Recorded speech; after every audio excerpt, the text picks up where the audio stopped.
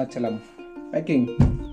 ಬೆಂಗಳೂರು ನಮ್ಮ ರೂಮವರು ಇವರೇ ನಮಗೆ ಬೀಳ್ಕೊಡುಗೆ ಕೊಡ್ತಿದ್ದಾರೆ ಇವಾಗ ಅರುಣಾಚಲಂ ಹೋಗೋದಕ್ಕೆ. ಬೆಂಗಳೂರಿಂದ ಅರುಣಾಚಲಂಗೆ ಟ್ರಿಪ್ಪು ಸಾಯಂಕಾಲ 5 ಗಂಟೆ ಹಂಗೆ ಬಿಡ್ತಾ ಇದ್ದೀನಿ.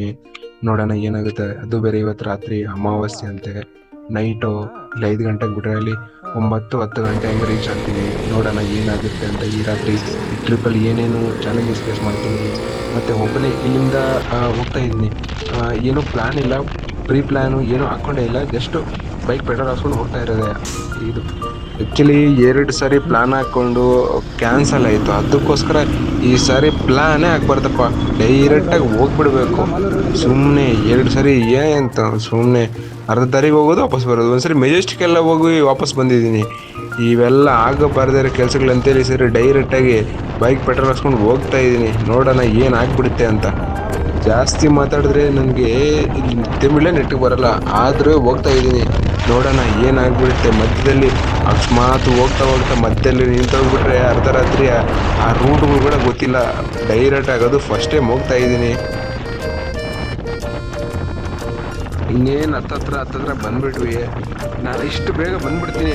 ಆ್ಯಕ್ಚುಲಿ ಏನಂದರೆ ಒಂದು ಸಾರಿ ಕೂಡ ನಿಲ್ಲಿಸ್ಬೇಕಂತ ಒಂದು ಸಾರಿ ಕೂಡ ಅನಿಸಿಲ್ಲ ನಾನು. ಫೈನಲಿ ಅರುಣಾಚಲಂನ ರೀಚ್ ಆಗಿಬಿಟ್ವಿ. ನೋಡಿ ಆಲ್ರೆಡಿ ಎಲ್ಲ ಗಿರಿಪ್ರದಕ್ಷಿಣೆ ಮಾಡ್ತಿದ್ದಾರೆ. ಈಗ ನಾವು ಅಲ್ಲಿ ಹೋಗ್ಬಿಟ್ಟು ಕರ್ಪೂರ ಎಲ್ಲ ತಗೊಂಡು ಅಲ್ಲಿ ಆರತಿ ಇದು ಮಾಡಿ ಬೆಳಗ್ಬಿಟ್ಟು ದೀಪ ಹಚ್ಚಿ ಕೇರ್ಪುರಮಿಂದ ತಿರುವಣ್ಣಾಮಲೈವರೆಗೂ ಒಂದು ಸ್ಟಾಪ್ ಕೂಡ ನಿಲ್ಲಿಸಿಲ್ಲ.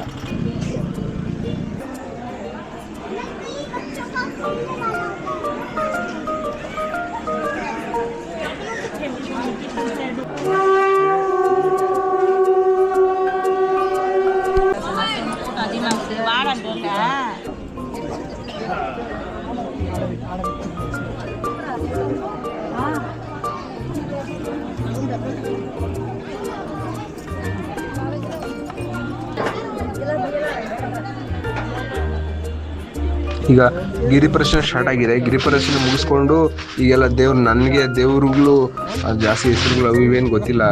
ಸುಮ್ಮನೆ ನಾವು ಭಕ್ತಿಯಿಂದ ಕೈ ಮುಗಿದ್ಕೊಂಡು ಬರೋದು ಅಷ್ಟೇ. ಅದು ಆ ಥರ ಆ ಲಿಂಗ ಈ ಲಿಂಗ ನಮಗೆ ಆ ಥರ ಏನಿಲ್ಲ. ಎಲ್ಲ ಲಿಂಗಗಳು ಒಂದೇ ನಮಗೆ. ಎಲ್ಲ ದೇವಸ್ಥಾನ ಸುತ್ತಕೊಂಡು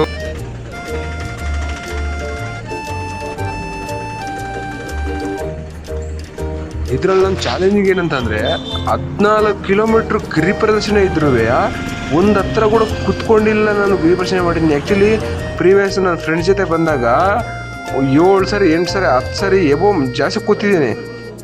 ಈಗ ಒಬ್ಬನೇ ಬಂದಿದ್ದೀನಲ್ವಾ, ಅದು ನೈಟು ಮೊನ್ನೆ ಹಗಲೊತ್ತು ಮಾಡಿದ್ದು. 7-8 ಸರಿ ಕುತ್ಕೊಂಡು ಬಂದಿದ್ದೀವಿ. ಒಂದು ಹತ್ರ ಕುತ್ಕೊಂಡಿಲ್ಲ ನಾನು. ಒಂದು ಹತ್ರ ಕುತ್ಕೊಂಡ 14 ಕಿಲೋಮೀಟ್ರು ಸುತ್ತಬಿಟ್ಟು ಈಗ ಆರಾಮಾಗಿ ರೆಸ್ಟ್ ತಗೊಂಡು ಬೆಳಿಗ್ಗೆ ಅಷ್ಟೊತ್ತಿಗೆ 4 ಗಂಟೆಗೆ ಎದ್ದು ಸ್ನಾನ ಮಾಡಿಕೊಂಡು ದೇವಸ್ಥಾನ ಹೋಗಬೇಕು.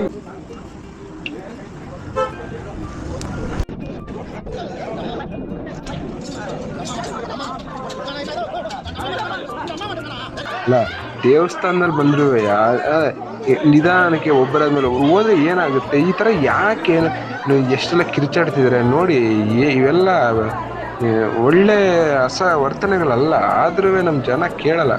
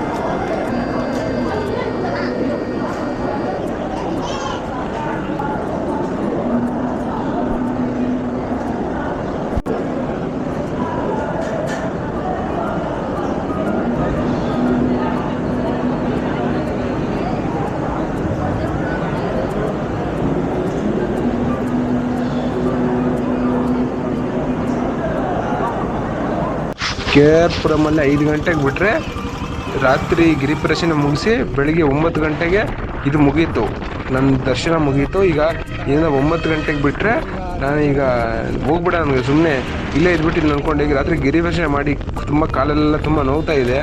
ಇಲ್ಲೇ ರೆಸ್ಟ್ ತಗೊಂಡ್ರೆ ನಾನು ಪಕ್ಕ ರಾತ್ರಿ ಮನೆಗೆ ಹೋಗಲ್ಲ, ಇಲ್ಲೇ ಮಲ್ಕೊತೀನಿ. ಒಂದಿನ 2 ದಿನ ಇಲ್ಲ ರೆಸ್ಟ್ ತಗೊಬೇಕು ಅನ್ಸುತ್ತೆ. ಅದರಿಂದ ಈ ಕಾಲು ನೋವು ಈಟಲ್ಲೇ ಹೋಗಿ ಮನೆಗೆ ಹೋಗಿ ಸೇರ್ಕೊಂಡ್ಬಿಡೋಣ, ಇಲ್ಲಾಂದ್ರೆ ಆಮೇಲೆ ಬೈಕ್ ರೈಡ್ ಮಾಡಿ ಇಲ್ಲಿಂದ ಇದಾಗುತ್ತೆ, ತುಂಬ ಕಷ್ಟ ಆಗುತ್ತೆ ಅಂತೇಳಿ ಬಿಟ್ಬಿಟ್ನೆ. ಅಲ್ಲಿಂದ ಬಿಟ್ಟು ಬಂದ್ಬಿಟ್ಟೆ. ಇಲ್ಲಿ ವರ್ಷಕ್ಕೆ